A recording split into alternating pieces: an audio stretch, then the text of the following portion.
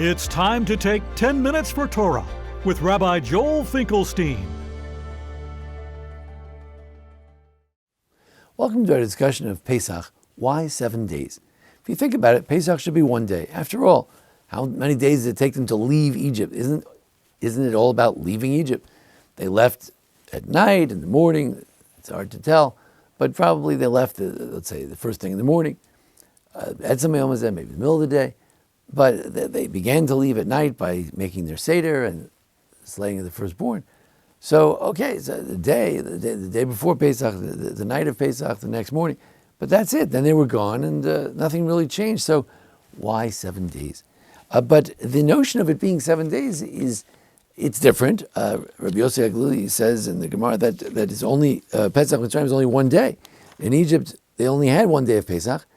But right away, God says that in the future, you will have Pesach for 7 days. Remember this day. It's almost odd. The Torah says in the parsha that we have in our tefillin, he says, remember this day. Okay, so we'll have 1 day. And then he says, when you get to Israel, you should do it in this month, 7 days. Why 7 days? It should be 1 day. So what's going on?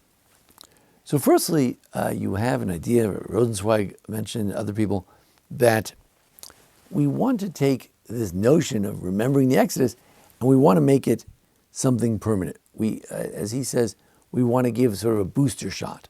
All year we want to remember the Exodus. A Jew is supposed to remember the Exodus every morning, every evening. But on Pesach we get a booster shot. How do you get a booster shot of remembering the Exodus, really focusing on it? You get that booster through Pesach, but not just the night of the Seder and the first day, but a whole week. When you make Pesach for a whole week, that really establishes the idea in your mind that the Exodus was very important, an important moment. But still, what exactly are we trying to accomplish during these 7 days? 7 days to get a booster toward what? Just to remember that there was an Exodus? Could be. That we want the children to remember this Exodus. We have a very impactful, memorable Seder. And then 7 days you continue to behave in ways that remind you of the Exodus, namely refraining from chametz, maybe eating matzah. And that is the booster that inoculates from forgetting about Pesach, forgetting about the Exodus, forgetting about God's hand in history for the entire year. But if we think about the chametz matzah image, I suppose there are two elements to what we're trying to achieve during Pesach. Number one, sur mirah. We lo yireh elecha chametz. You can't have any chametz in your house. It's telling us to get away from bad things. There are many parallels between chametz and idolatry. We know that when Jews were trying to rid themselves of idolatry, they made Pesach. When the Jews in the days of King Chizkiah, Yoshiyahu, were trying to rid themselves of idolatry, they made a new Pesach, and that renewed the covenant with God, but it also got rid of the idolatry, because idols and chametz are the two things that you're supposed to eradicate and burn. So and mevatel, to consider it null and void. So when we say that you should not have any chametz, perhaps we're trying to stay away from idolatry. Now you might say, idolatry? Well, we don't have to worry about idolatry anymore. Nobody does idolatry. Yeah, but when people gather in the streets and they gather around certain issues, one summer it's they're protesting for this, next summer they're protesting for that.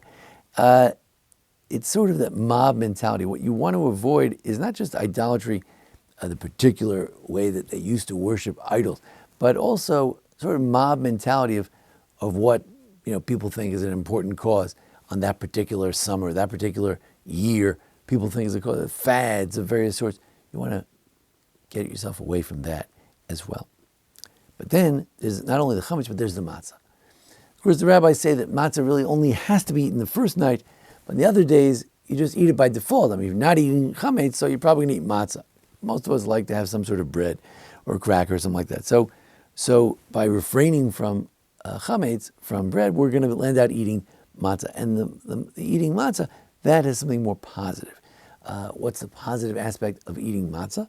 It reminds us that God took us out quickly. We had no time for it to rise. So it reminds us that the redemption is coming soon. That if you get depressed and feel like, oh, God's not with us and so many bad things are happening, matzah reminds us that no, God is with us. He was with us then, and He will be with us again. When exactly, we don't know. But He will, He can, and He will be with us again. So it's that. There's also the positive aspect of the humility of matzah. It's a very simple food. It doesn't rise. It's not Egyptian. It's sort of more Jewish bread. It's not the Egyptian. The Egyptians invented the rising of the dough, but we're just going to have a simple bread. So simplicity. So there's some of that to regain some simplicity. Rabbi Saul Berman once said that sometimes we think we are what we consume. So in Pesach, we say, well, I don't consume that much. I don't really eat much. Pesach and Yom Kippur, we don't eat that much. So you're not what you consume. So it's not like, well, how many steaks can you afford? How many times do you go out to dinner every week? And sort of wearing that as a badge of honor. On Pesach, we eat more humbly. I know we tend to eat a lot on Pesach too, but at least with the symbolism of the refraining from bread, in that sense, we're refraining from defining ourselves by what we consume, what we eat. But one might suggest that it's true that the Haggadah is only said at night, or the first night, or outside of Israel, 2 nights. But the theme of Pesach is to tell the children. And in that sense, it's a 7 days to continue to tell your children. Look what the Torah says. 7 days you should eat matzah, 7 days is a holiday. You should eat, matzah should be eaten for the 7 days, don't have any chametz.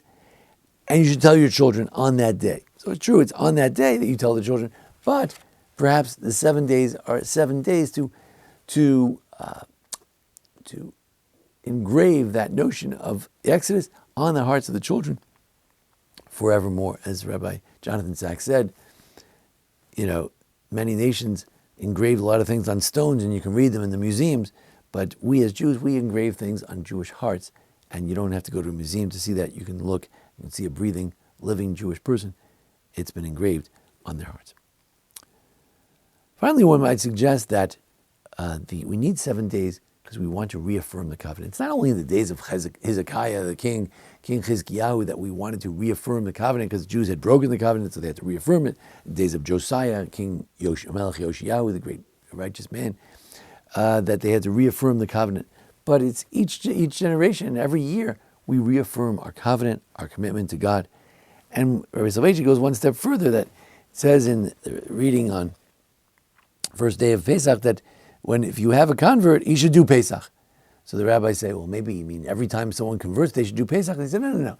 You don't have to do it every time. You just do it, when Pesach comes, that's when the convert would do Pesach like everyone else. What does that mean? That the Midrash is suggesting you might have thought that when you convert to Judaism, you should do Pesach right away. Because Pesach is really the national conversion of the Jewish people.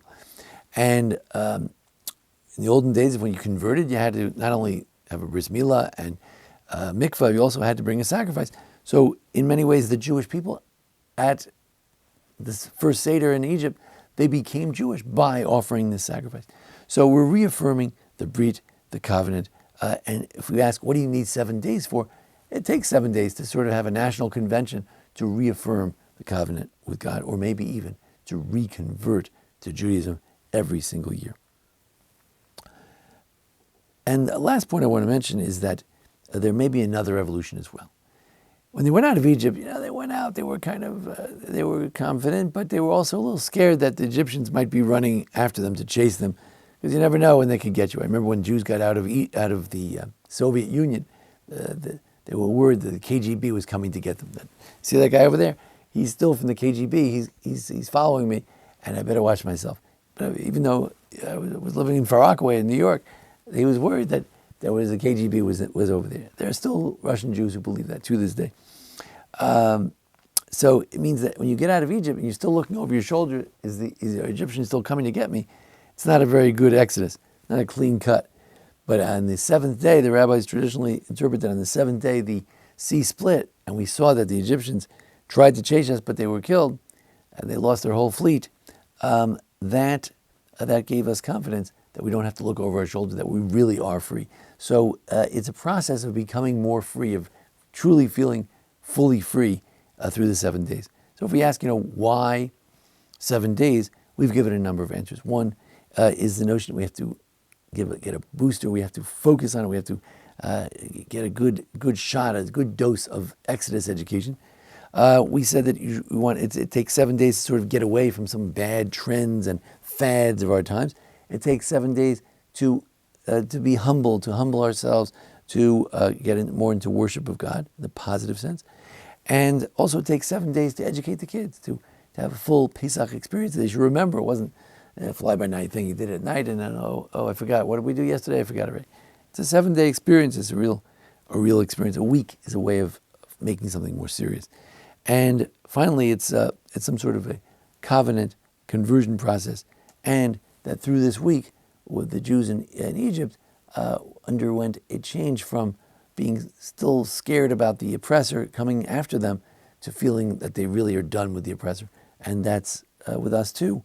We should feel that whatever our boogeymen maybe that we're trying to slay, we should feel that we don't have to look over our shoulder, that we truly will be free, whether in our lifetime or in the end of days.